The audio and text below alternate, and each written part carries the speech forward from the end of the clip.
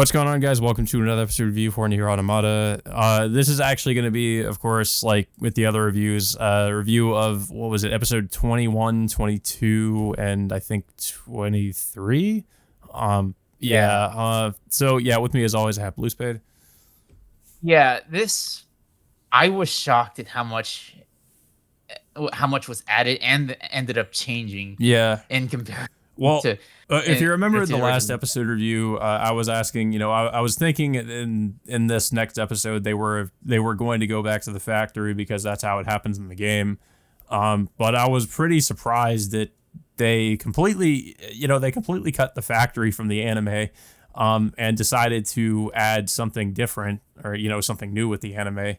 Um, I mean, certain things do happen the same way. It's just, well, I mean, like the fate of certain characters, I guess you'd say, happens sort of the same way, but plays out very differently in terms of what actually happens. Yeah, so yeah, after what happened in episode 20, Pascal manages to destroy, that giant enemy Goliath by, controlling a Goliath himself. But then, after like the Goliath is defeated, both he and A2 receive a distress call from the resistance camp, and it looks like like a freaking zombie apocalypse has occurred at that Yeah, camp, which they flash back to what really happened is when Pascal brought the machine children over. One of them ended up displaying symptoms of the logic virus, and then of course starts infecting all the other androids at the resistance camp at such at a rapid pace, to the point where like Lily, Jackass, and several others are the only ones left standing. And Lily, of course, rallies the last few survivors of the camp to hopefully eliminate all the infected resistance fighters before they can end up escaping the camp or go too far. So they end up being successful in the end, but only Lily's the one left standing. And then she ends up getting infected by the logic virus regardless. And by the time A2 and Pascal arrive, it's already too late. yeah, This whole like segment definitely took me by surprise. I mean, obviously we knew Taro was going to be changing some things, but I really was not prepared for like some of what he ended up doing with these three episodes in particular. The resistance camp was all gets infected by the logic virus, and they all just kind of end up getting wiped out because of it. And I mean, of course, so the way this happens in the game, when you go back to the factory, like after the Goliath fight, you find all the children have committed suicide, like they're all dead. So that does still happen, but it's just that all of them were infected with the logic virus, and they ended up infecting all the resistance members. Yeah, so like in the game, like when you see Pascal like witnessing all the children committing suicide and blaming himself for wanting them to teach the other machines fear, he asks Pascal to either to kill him or wipe away his memory. So like that's a choice that's given to the player. Mm, But for what happens in this show, that choice is pretty much non-existent. yeah, And what happens is once A2 runs into Lily, pretty much she's given no choice but to mercy kill Lily, but not before like giving her the name Frisia, which was given to her by her old Captain Rose, which I guess in a way like this comforts Lily right before A2 shoots her in the head. mm, Then, of course, Pascal checks on the children and is, of course, horrified to see what happened uh, to the rest of the children, and finds one last, like infected child, who ends up killing the others due to, like, I guess, being overwhelmed by fear, and of course, another thing, thinking that one of the music boxes that that it was playing, it thought it was broken at the time, but Pascal says that it was never broken to begin with. So Pascal like comforts the machine before the child ends up taking a bite out of him and then starts infecting Pascal before Pascal ends up self-destructing and telling A2 that it's up, it's up to her now. So that's Yeah. yeah. So that just yeah, that was like almost like I don't know what to say about this. It's like it just came out way out of left field for me because I in the can't game, say I'm like too the entire surprised. I mean, Yoko Taro is known for just having some really dark, messed up, like tragic stuff happen in his games, and I mean, it does happen similarly in the game, but I feel like in the anime, he made it, I guess, an even more of a metaphorical gut punch, like what happens to all these children and what happens with Pascal, and also what happens with yeah. all the resistance members. Yeah. So yeah, and of course, we also find out that Devil and Popola also escaped the battle. But that, of course, that's because Lily told them to evacuate before things got even worse at the resistance camp. So yeah, the next episode we follow up on Devil and Popola, and it pretty much tells their backstory Yeah. about So I was yeah. wondering how they were going to go about doing this because in the game it kind of has this sort of visual novel sort of presentation when they're telling this backstory of Devil and Popola. But here they have like a person turning like a grimoire that looks a little bit like Grimoire Nier from the or not Grimoire Nier, Grimoire Noir from the original Nier. So like this person, like a real person, just turning pages in a book that have illustrations of well, of so of the Red Dragon Angelus from Drakengard. The basically the origins of what happens at the beginning of the original Nier, which is the humanity being wiped out by the White Chlorination syndrome, which is caused by the death of the what was it, the Grotesquary Queen from the original Drakengard.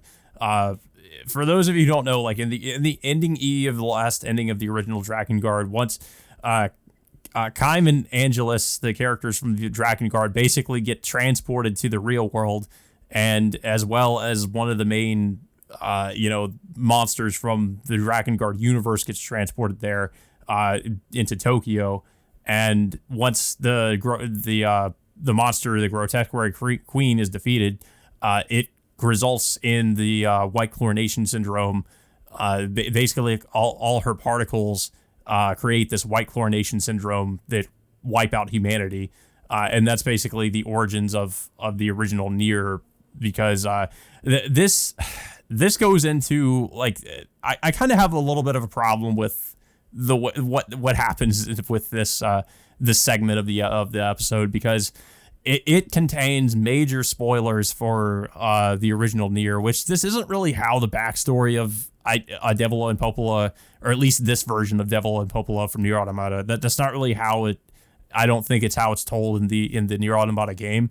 They don't really go into like Project Gestalt and what happens with that. It's kind of vague about like what the original Devil and Popola did. They just said the original Devil and Popola did something bad that they have to atone for, and that's kind of it. Like they don't really go into specifics. In the I think they did that on purpose, Yeah, just for people who haven't played any of the of the which Drakengard or yeah, previous Nier games. this is one I think they thing. did it on purpose. Yeah, this is one thing I kind of wish would have stayed. They would have kept from the game. I guess Yoko Taro just kind of wanted to throw in some maybe like fan service or Easter eggs for people who have played those, like Drakengard and the original Nier. But the problem with this is that people who haven't played those games are going to be completely spoiled for what happens in the original Nier, because some people who played Nier Automata, they haven't played the original Nier, so they're not really going to know about all this. So this kind of spoils like a major plot twist. So basically, they go into Project Gestalt, which Project Gestalt basically was, humanity. The spoiler for the original Nier is that humanity has already been, is already dead. And in the original Nier, there were clones of humanity called the Gestalt Project. Was basically a project for humans to create clones of themselves and separate their souls from their bodies, so that the souls can eventually return to their own bodies. But the problem is that the souls the Gestalts started to gain self-awareness, or they started to gain sentience. So they rejected the souls, and the souls of the replicant. I think no, the Gestalt is the original, and the replicants are the clones. The replicants gained sentience, and they rejected the souls returning to their bodies. So those souls were the Gestalt, which are the shades in the original Nier. And this kind of mirrors the conflict of the androids versus the machines or the robots in Nier Automata, where they're very similar, but they want to wipe each other out. That's basically sort of the plot of the original Nier. But they kind of go into that. They don't go into everything, but they go into Project Gestalt. And they basically say that, Devil and Popola were overseers of Project Gestalt. And they had eventually, lost their purpose or whatever. And these Devil and Popola androids are trying to atone for the sins of the original Devil and Popola from the original Nier. Yeah. But so okay. So what happens next is 9S reaches the tower. That's after he goes into two different towers to at least get a couple more passcodes. He reaches the tower to hack the entrance to open it, and then he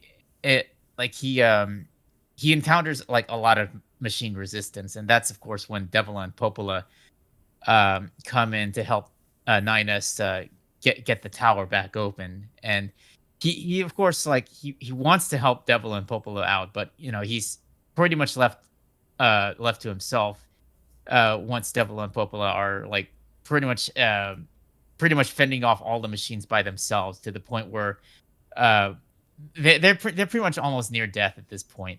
And Popola is the one who ends up dying first, and then of course Devil ends up mourning her death soon afterwards, shortly before A2 comes in, and then ends up Mercy killing her because Devil ends up getting infected by the logic virus as well. Yeah. And this is the point where it does kind of start to more, I guess you would say, like faithfully adapt this part of the game where like 9S enters the tower and he starts to, he enters the tower and then he fights those